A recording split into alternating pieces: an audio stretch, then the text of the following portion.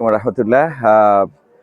মধু ব্যবসায়ী এবং কি যেন এটা মৌচাষী ও মধু ব্যবসায়ীদের মিলন মেলা।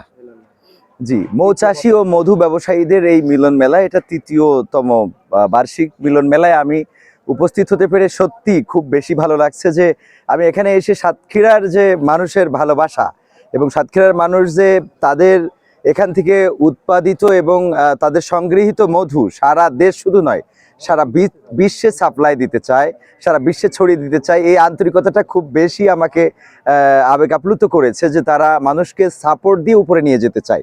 এবং সেটাই হলো এই যে মৌচাষী এবং মধু ব্যবসায়ীর যে সংগঠন সেটা আজকে করছে। আমি এখানে দেখেছি যে শুধুমাত্র সাতক্ষীরার লোকজনের মধ্যে সীমাবদ্ধ নয়, এখানে এসেছে গোটা বাংলাদেশের বিভিন্ন অঞ্চল থেকে মানুষ, এবং তারা আসার পরে যেটা এখান থেকে যে পরামর্শ পাচ্ছে, এখান থেকে যে বুদ্ধি পাচ্ছে, এখান থেকে যে সহযোগিতা পাচ্ছে, সেটা নিয়ে মনে হচ্ছে যে তারা ভালো কিছু করবে। আমাদের এই সাতক্ষীরা সুন্দরবনের মধু শুধু নয়, এখানে যে মধুগুলো চাষ হয় সেগুলোও বাংলাদেশ ছাড়িয়ে বিশ্বের বিভিন্ন দেশে রপ্তানি হবে, এটাই প্রত্যাশা।